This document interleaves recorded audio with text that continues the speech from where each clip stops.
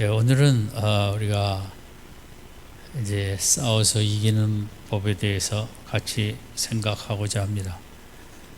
스포츠 팀이나 또 국가든 개인이든 이기는 게 중요하지요. 지면 안 되니까 어떻게 이길 수 있나를 생각하겠는데, 이제 성경에 많은 전쟁의 이야기들이 있는데 똑같은 곳에서 두 번 전쟁이 일어났습니다. 이스라엘 역사에. 사무엘상 4장에 미스바에 모여서 블레셋과 싸우려고 전쟁을 하였다가 이스라엘은 대패를 하였습니다. 34,000명이 죽고 법궤, 언약궤를 빼앗기고 이스라엘은 이제 블레셋의 지배하에 들어가는 너무나 이제 큰 패배를 맛봤죠. 근데 이제 20년이 흘러 오늘 사무엘상 7장에 다시 그들이 미스바에 모였습니다. 장소는 똑같은데 이번에도 블레셋이 쳐들어올 때 이스라엘은 큰 승리를 거두게 됐던 것입니다.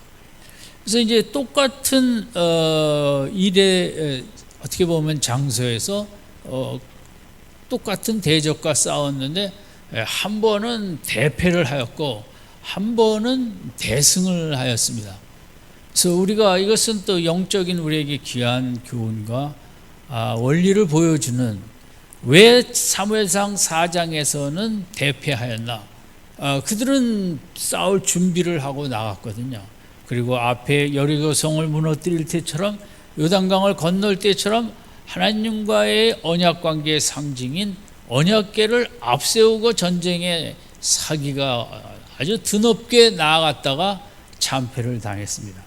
그래서 우리가 아는 대로 형식주의적인 신앙이죠. 정말 하나님을 간절히 사모하는 마음이 없이 하나님이 내 편이라는, 내가 할 바는 제대로 하지 아니하고 위험할 때, 어려울 때만 하나님의 도움을 청하는 형식주의 신앙 때문에 그때는 대패를 하였습니다. 근데 사무엘상 7장에서는 이제 똑같은 장소에서 전쟁을 치르게 되는데 이스라엘 백성은 큰 승리를 했죠. 그래서 우리가 사무엘상 4장도 잊으면 안 되고 또 사무엘상 7장도 잊으면 안 되는, 둘 다 중요한 그 내용을 갖고 있는 것입니다. 왜 졌는가? 왜 이겼는가? 오늘 우리는 다 개인적인 뿐만 아니라 너무나 이겨야 될 부분들이 많고 승리해야 되는데 지면 안 되고, 그러면 왜 이런 또 성경적인 교훈을 우리가 이제 찾아보고자 합니다. 제가 얼마 전에 본 그 모습인데, 이제 그 톰슨 가젤이 물가에서 물을 마시고 떠나려고 하는데 저쪽에서 치타가 쏜살같이 자기를 향해 오고 있는 것입니다. 그러니까 그것은 100에 100% 잡힐 수밖에 없습니다. 왜냐하면 톰슨 가젤은 섰다가 움직여야 되고 치타는 전속력으로 달려오고 있었으니까. 그런데 이제 이 톰슨 가젤이 이쪽에서 오니까 그 같은 방향으로 이제 도망을 가야겠죠. 한 4, 5m쯤 갔는데 그만 방향을 이제 그만큼 이제 뛴 지 얼마 안 돼서 그렇겠지만 반대로 180도 반대로 이렇게 뛰어서 그렇다면 이제 치타 쪽이죠. 그쪽으로 가는 것입니다. 근데 치타는 전속력으로 달려왔기 때문에 갑자기 방향을 틀 수가 없었던 거죠. 그러다 보니 멈추었는데 멈추다가 나가 뒹굴어 떨어진 것입니다. 그래서 이제 톰슨 가젤은 랄랄라 노래를 부르면서 아마 절로 갔습니다. 너무 인상적인 것입니다. 어떻게 그런 생각을 할 수 있었을까? 평소에 연습을 했는가? 그렇지 않으면 그 정말 절대절명의 순간에 어떻게 유연하게 가는 척 하다가 뒤로 방향을 돌아서 갈 수 있는가? 이것은 이제 축구의 경우에, 여러분 이제 축구 선수들이 손흥민 선수도 공격수들이라고 그랬죠. 왼쪽으로 가는 척 하다가 방향을 갑자기 오른쪽으로 바꾸면 수비하던 선수가 미끄러져 넘어지기 쉽죠. 그런 거하고 비슷하죠. 농구 게임도 그런데 이렇게 페인트, 페인팅을 해갖고 이쪽으로 가는 척하다가 저쪽으로 하면 수비 선수가 걸려들죠. 그래서 이 톰슨 가젤이 손흥민 선수한테 공부를 했나? 어떻게 정말 동물로서 동물인데 그렇게 속이는 작전까지 습득을 할 수 있었을까? 일단 살기 위해서 그랬겠지만 너무 감동을 받았습니다. 웃음도 나오고 이럴 수가 있는가? 제가 설명을 잘 못해갖고 하나도 재미없죠. 근데 저는 정말 제 인생에 남는 명장면 중에 이제 그게 하나가 너무 혼자 웃었어요. 세상에 어떻게 저럴 수가 있나? 그렇게 살아남는 여러분 꽃들도 식물들도 그 숲속에서 햇빛을 더 봐야 잘 살 수 있으니까 서로들 경쟁하고 싸우고 나무들도 더 높이 올라가는 이유는 내가 햇빛을 더 받기 위해서 아닙니까? 그래갖고 서로 싸우고 이기려고 하는 것은 이 땅에 있는 생명체들은 다 똑같다고 생각합니다. 그래서 오늘 이제 본문을 통해서 어떻게 해서든지 우리가 이기는 길을 알아야 돼요. 이 땅을 살아가면서 또 믿음 생활도 어떻게 해서든지 사탄과 세상과 육신과 죄와 싸워 이기는 방법을 알아야지 우리가 참 믿음 생활도 기쁨이 있고 또 활기도 있고 승리하니까 좋죠. 이기는 방법을 모르면 얼마나 인생이 맨날 져야 되니까 피곤하고 재미가 없겠습니까? 이제 오늘 본문에서 같이 생각을 해요. 근데 오늘 이기는 방법은 이제 2절서부터 생각할 건데 한마디로 회개입니다. 이스라엘 백성이 똑같은 장소에서 싸워서 한 번 대패를 했는데 이번에 대승을 거두는데 결정적인 그들의 무기는 뭐였느냐? 도구가 뭐였느냐? 회개라는 거죠. 그래서 오늘 생각할 주제는 사실 회개입니다. 회개라는 말은 별로 그렇게 신나는 단어가 아닐 수도 있습니다. 교회 갔더니 맨날 죄를 회개하라 해서 조금 부담스럽게 느껴질 수도 있는데, 그러나 신앙생활에서 우리가 그 믿음 생활이지만 제일 중요한 것이 이 회개할 줄 아는 것, 회개의 축복, 또 회개를 하나님이 얼마나 기뻐하시는가, 우리가 그 부분에 대해서 좀 더 오늘 아침에 생각의 폭을 넓혔으면 좋겠습니다.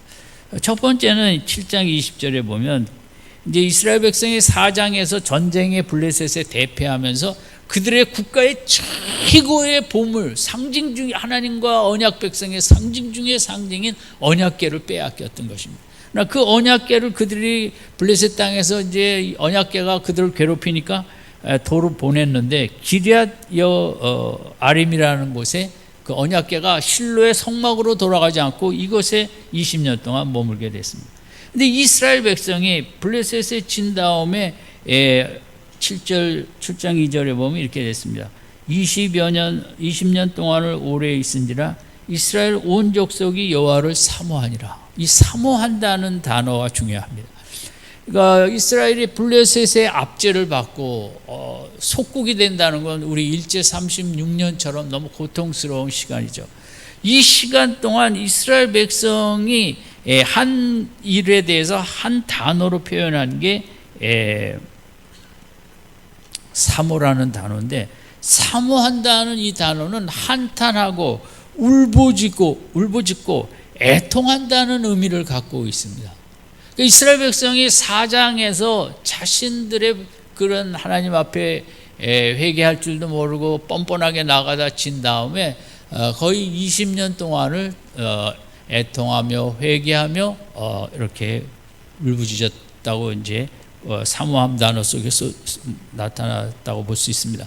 근데 그럼 과연 이 20년 동안에 또 하나는 이제 사무엘이 한 일들이 나타나 있지 않습니다. 그래서 학자들은 사무엘이 이 20여 년 동안 이스라엘을 여기저기 다니면서 소규모 그런 집회이겠지만 소규모로 가르침을 주었다. 이렇게 우리가 회개해야 된다. 블레셋의 속박에서 벗어나려면 하나님 앞에 회개해야 된다는 그런 회개 분위기를 아마 사무엘이 온 나라에 이렇게 펼쳤을 것이다라고들 이제 생각들 하죠. 어쨌든 이제 우리가 뭔가 너무 답답하고 힘들고 그럴 때 나는 죄가 없는데 왜 하나님 이러실까라도 이제 우리가 생각도 하고 그렇죠. 그렇지만 우리는 하나님 앞에 다 너무나 이제 성경의 말씀에 비춰볼 때 부끄럽고 회개할 게 많기 때문에 2절을 통해서 우리가 생각할 수 있는 것은 회개의 때로 양이 필요하다는 거죠. 우리가 볼 때는 나 회개할 만큼 했다고 할 수 있지만 하나님께서 보실 때는 더 깊은 회개가 필요하다. 우리가 어렵고 힘든 일이 지속될 때 내가 믿음이 없어서 이렇게 고생을 하나 보다 그런 생각도 할 수 있지만 그것은 조금 좀 좋지 않습니다. 믿음이 없다고 하나님이 고생을 시키는 건 아닙니다. 오히려 내가 더 깊은 회개가 필요하구나. 그 회개가 형식적인 회개가 아니라 하나님의 말씀 속으로 들어가면서 이런 것이 부족했구나, 저런 것이 부족했구나. 왜냐하면 하나님의 말씀 앞에 서면 우리가 다 부끄럽고 회개할 것 투성이거든요.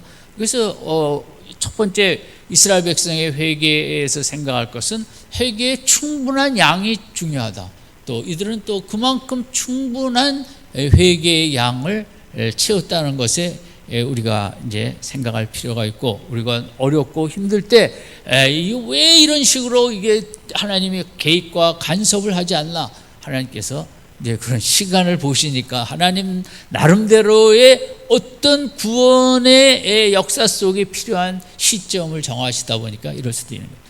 두 번째는 3절인데 같이 한번 읽겠습니다. 시작.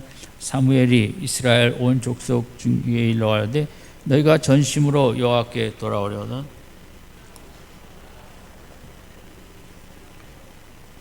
마음을 여호와께로 향하여 그만 섬기라. 너희를 블레셋 사람의 손에서 건져내게 하시라. 그래서 이제 세 단어가 중요한데, 하나는 여호와께 돌아오려거든 하는 이 돌아온다는 단어고, 두 번째는 이방신들과 아스토롯을 너희 중에서 제하고라는 단어가 중요하고, 세 번째는 너희 마음을 여호와께로 향하여 그만 섬기라라는 단어가 중요합니다.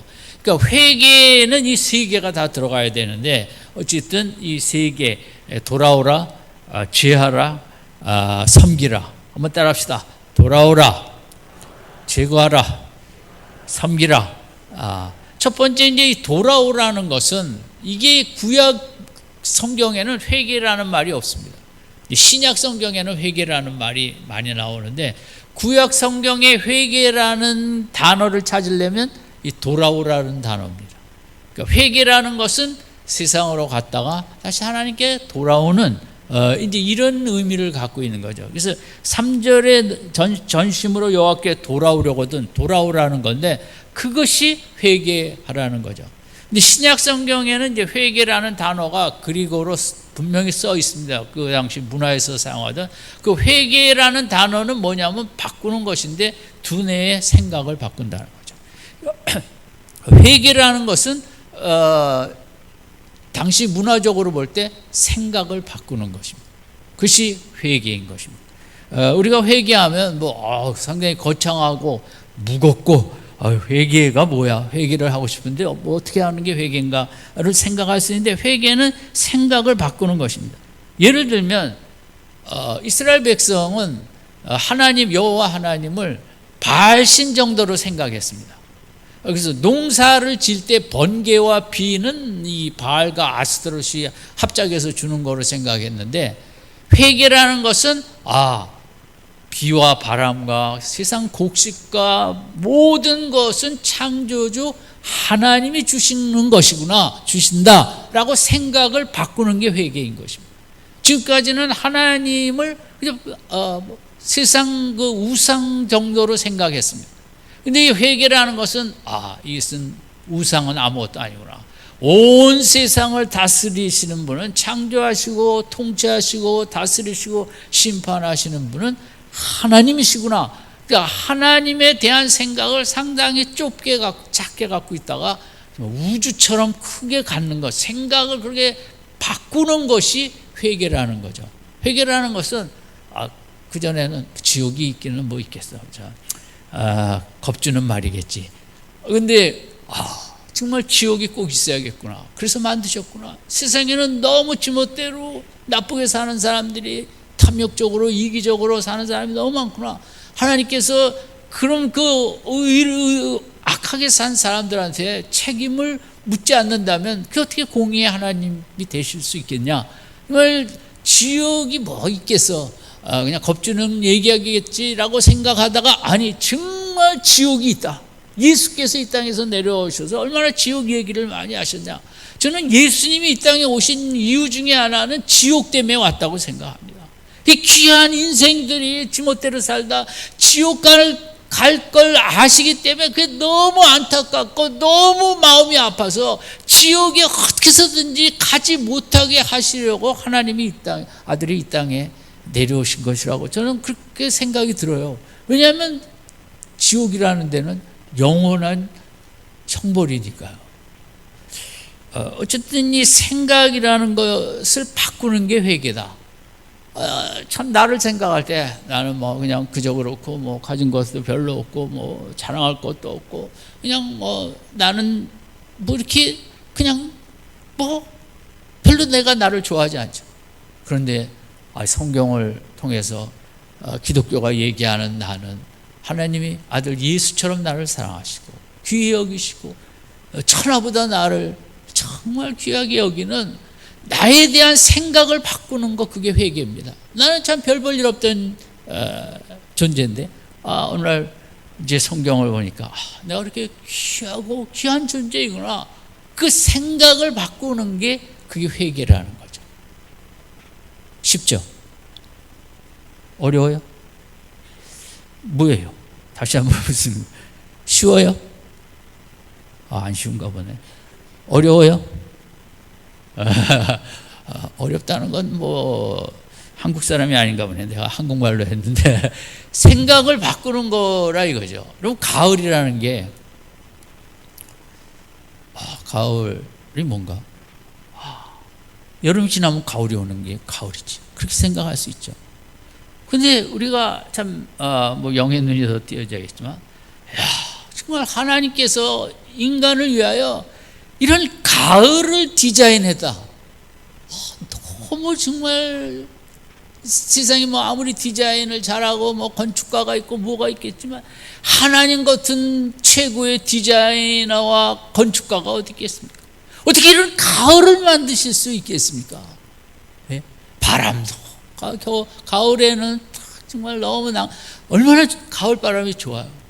그리고 그냥 가을에 나무마다 단풍이 이렇게 많죠. 그 페스트를 쓴 까미는 이런 얘기를 했어요. 가을은 나무가 꽃을 피는 계절이다. 저는 낙엽으로 알았어요. 근데 문학을 해서 그렇게 했지만 이 나무가 꽃을 폈다는 거죠. 이따 집에 가실 때 지금 전부 아름답지 않아요? 저기 꽃만 꽃을 피는 것이 아니라 이런 식물이 꽃이 아니라 나무도 꽃을 피는 가을을 생각할 때 그 생각을 그렇게 바꾸면 얼마나 정말 감사해요.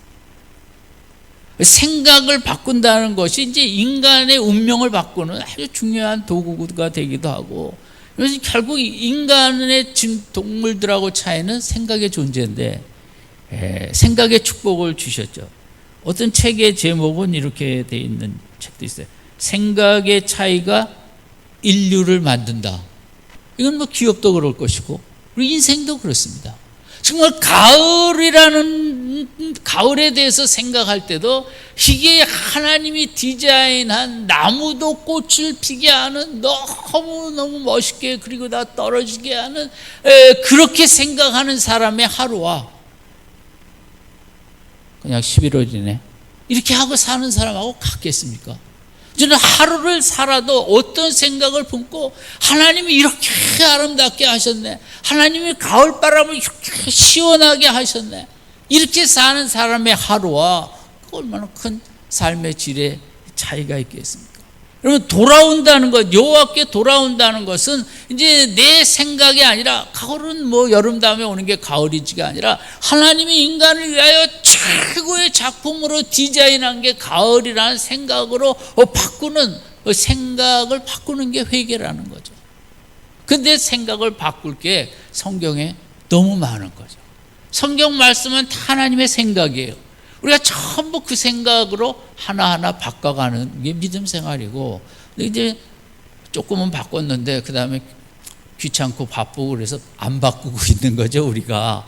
근데 성경 말씀을 피면 참 하나님이 이렇게 생각하시는구나. 또 하나님의 길은 우리 길과 다르다 그랬잖아요. 그러니까 우리는 아무리 낙심할 수밖에 없어도 또 하나님은 또 길을 예비하셨고, 그래서 성경을 핀다는 것은 내 생각을 내려놓고 이제 하나님의 생각을 수용하는 거죠.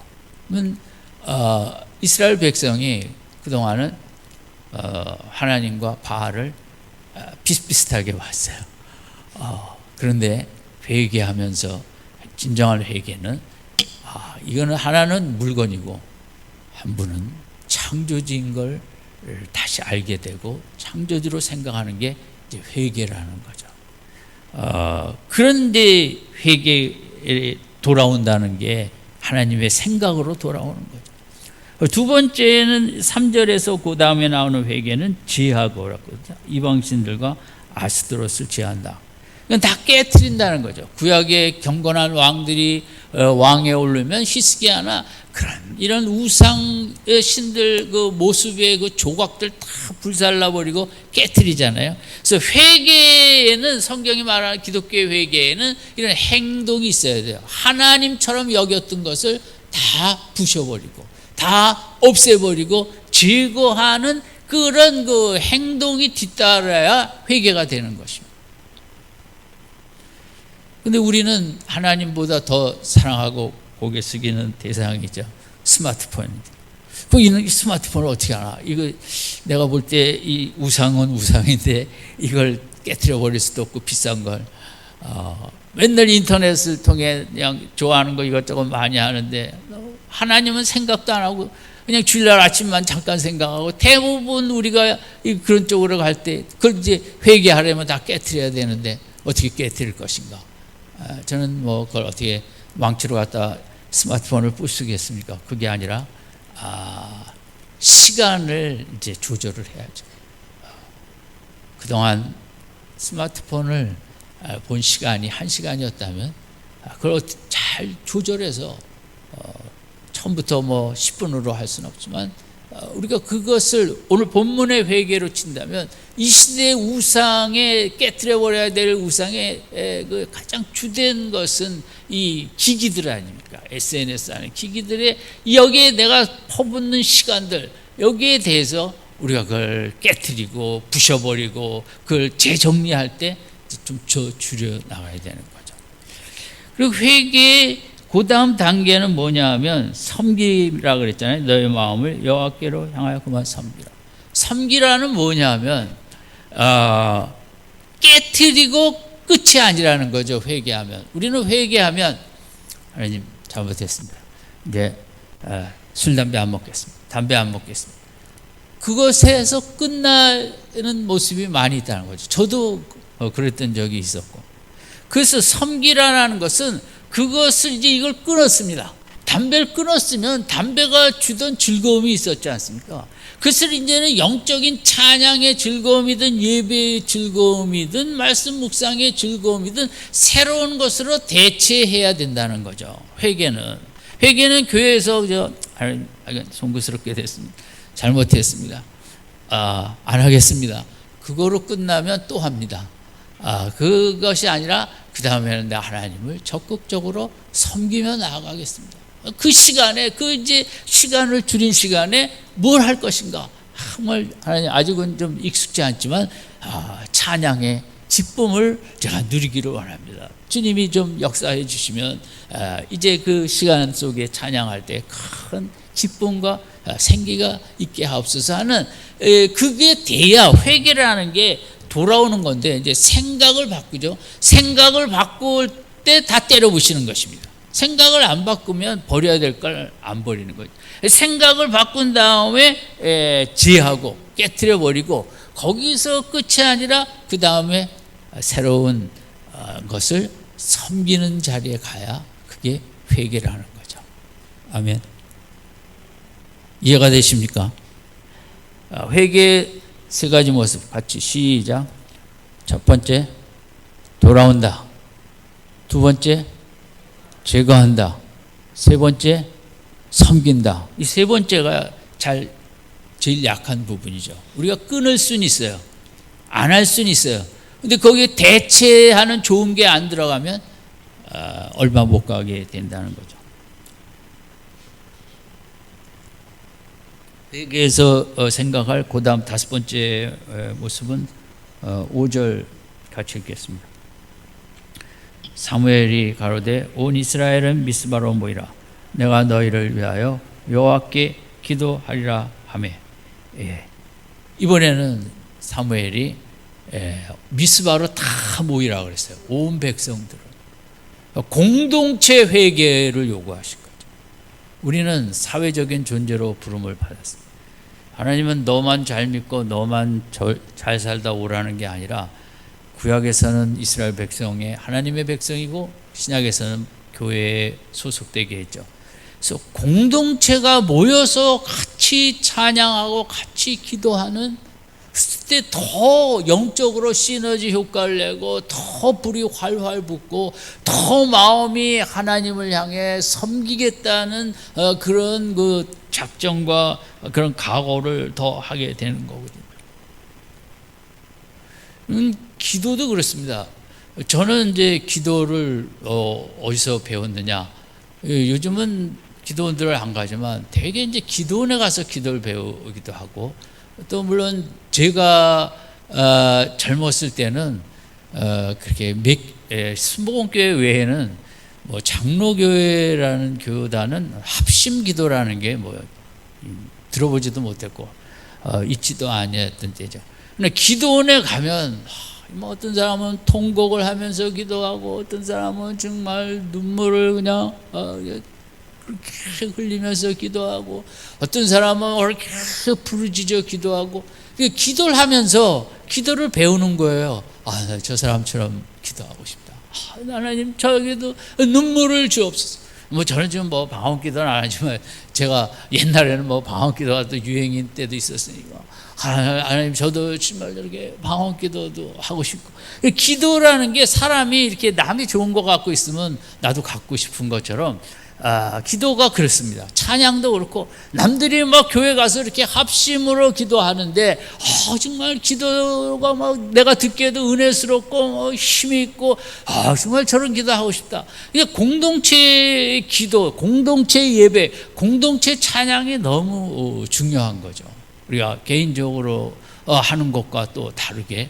그래서 사무엘이 원하는 것은 이 나라가 지금 회개를 하고 있는데 이만하면 됐다가 아니라 좀 더 온 이스라엘은 온이라 그랬거든요. 모든 이스라엘은 뭐 어린이들도 좋고 같이 와갖고 함께 엄마가 울고 또 옆에 사람이 울면 아이들도 나도 잘못한 걸 생각하면서 같이 울게 되고 그런 영적 부흥이라는 게 물론 강단의 메시지만으로 되는 건 아니죠. 성령의 역사인데 성령의 역사가 그런 뭐 공동체 속에 이 사람 저 사람을 통해서 이렇게 다 하나가 되어지고 또 배워가고 앞으로 우리가 코로나가 언제 끝날지 또 코로나 이후에는 또 어떤 바이러스가 올지 교회가 이제 모이기에 힘쓰기가 참 어려운 시대로 왔습니다. 이번에 중직자 되시는 분도 마찬가지고 기존의 중직자도 마찬가지인데 이 공동체 모임과 기도에 내가 목숨을 걸지 않으려면 직분은 안 받는 게 좋습니다. 지금은 한국교회가 시시껄렁해갖고는 다 무너지는 수밖에 없어요. 어느 교회가 그래도 그 한국교회의 명맥을 유지할 수 있느냐? 공동체가 그럼에도 불구하고 모이기에 힘쓰고 우리가 물론 사회 법규를 잘 지켜가면서 그렇게 하나님께 매달리고 찬양하는 이것을 하지 못한다면 뭐 어느 나라나 마찬가지겠지만 대한민국 기독교도 지금은 다 한 해 동안 우리가 안 모이기에 힘쓰다 보니까 다 신앙들이 흐리흐리해지고 나태해지고 게을러지고 교회에서 이제는 안 가는 게 익숙하기 때문에 오라 그러면 뭐야 또 오라 그러고 제가 느끼기엔 그렇습니다. 안 오려고 그럽니다. 중직자들도 귀찮으니까 아니 안 가는 게 일상화 그게 노말이 된 거죠. 안 가는 게 새로운 뉴 노말이 된 거죠. 오라 그러면 그게 이상한 거. 금년 한 해 이 마귀가 우리의 생각을 얼마나 영적으로도 느슨하게 하고 나태하게 했는지 알 수가 없는 거예요. 정말 교회가 숫자 몇만 명도 이제는 별 의미가 없습니다. 어느 교회가 진짜 믿음의 사람을 소수라도 만들어낼 수 있느냐. 여기 교회의 앞날이 달렸고 대한민국 기독교가 이러면 유럽은 바보 같아갖고 영국, 프랑스니 독일 사람들은 멍청이라 그렇게 그 성당들은 다 비고 관광 수입으로 관리하고 있겠습니까? 그건 우리 얘기예요, 우리 얘기. 미국에 가면 또 많은 회당들이 또 거기 교포교회들이 많이 들어가죠. 저도 교포교회 사역할 때 회당에서 이제 사람이 없어지니까 나가갖고 그 회당을 사갖고 교회를 이제 예배를 드렸던 데인데 어쨌든 이 회개라는 게 서로 같이 막 옆에서도 회개하며 울고 저쪽에서도 금식 여기 본문에 금식이라는 말도 있어요. 6절에 같이 막 이런 애통하는 교회가 만들어내야 되는 건 기쁨이지만 그 기쁨 이전에 이런 애통과 금식과 통곡과 울부짖음과 부르짖음 속에 그 회개하는 이게 진짜 교회의 모습이죠. 사무엘은 이만하면 됐다가 아니라 그렇게 한 거죠. 근데 또 참 영적으로 재밌는 것은 이렇게 온 백성이 하나가 되어갖고 하나님을 사모할 때 블레셋이 다시 전쟁을 하러 온 거예요. 우리가 영적으로 새로워지고 직분도 그러는데 뭔가 새 출발하려고 하면 꼭 마귀가 역사하고 4장에서 참패시켰던 그 무시무시한 블레셋. 또 블레셋은 당시 그 철기 문화가 발전된 걸 갖고 있었어요. 저쪽 유럽 쪽에서 내려올 때부터. 그래갖고 이스라엘은 그 무기가 상대가 되지 않죠. 여기는 정말 도끼 몇 개 있을까 말까 한 그런 비교가 안 되는데 그런 전쟁을 해오게 된 거죠. 그런데 이렇게 회개하는 백성들이 어떻게 할 것인가? 이스라엘 백성들은 8절에 사무엘에게 기도해 달라고 그랬어요. 그러니까 이 회개를 하다 보니까 이들의 믿음의 확신이 섰는데 뭐냐면 어떤 어려움이든 기도하면 된다. 아멘. 이게 쉬운 것 같지만 어렵거든요. 그러나 이 회개하면서 사무엘이 그렇게 분위기 속에 온 백성들이 모여서 회개하며 이렇게 마음이 뜨거워지다 보니까 이 전쟁 앞에서 바보 같은 소리죠. 기도하면 된다. 8절에 사무엘 보고 기도해 달라 그런 겁니다. 이러면 우리가 이겨내갈 수 있다고 우리에게도 이제는 8절의 이 믿음 이게 그냥 쉽게 어려움이 닥칠 때 기도하면 된다. 그렇게 어렵습니다. 가까운 뜨거움이 있어야죠. 우리 성도님들도 어떤 어려움이든 다 믿음은 간단한 거예요. 기도하면 된다. 이 믿음으로 이겨나가기 바랍니다. 아멘. 그러지만 기도했더니 10절에 같이 읽습니다. 시작. 사무엘이 번제를 드릴 때 블레셋 사람이 이스라엘과 큰 은혜를 바라여 그들을 어지럽게 하시니 그들이 이스라엘 앞에 패한지라. 이거 전쟁을 안 한 거죠. 하나님께서 그냥 우레를 바라여 폭우가 쏟아지게 하며 사사기에도 나와 있죠. 철기 문화들은 철거성이 있었거든요. 그런데 그냥 꼼짝 못하죠. 진흙이 되면.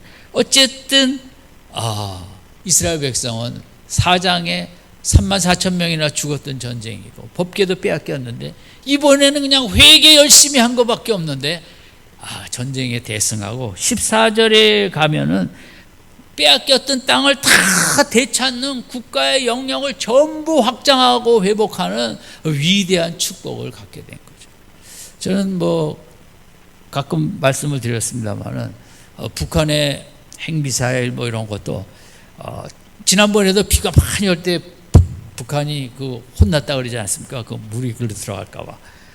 길은 북한 사람들하고 맨날 만나봐요. 뭐 될 일이 아니고 하나님께서 큰 우레와 비를 내려갖고 북한의 그 기지마다 다 고철로 만들어 주시옵소서.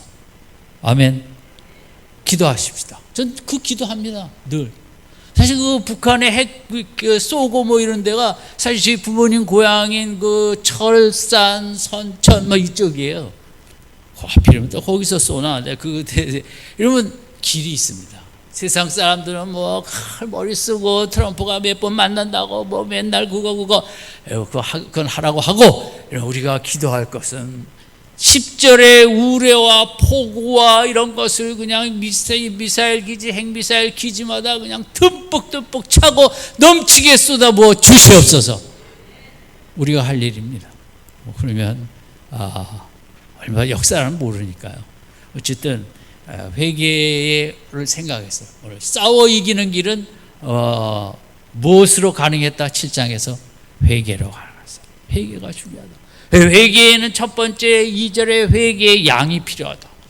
회개의 양이 차야 그 시간을 하나님이 정하십니다. 3절에서는 세 가지를 생각했습니다. 뭐죠? 돌아오라, 죄하라, 섬기라. 그 다음에 5절에서는 무슨 기도가 회개가 중요하다 그랬어요? 공동체 회개가 중요하다 그랬죠. 그 다음에는 8절에 뭐만 하면 된다?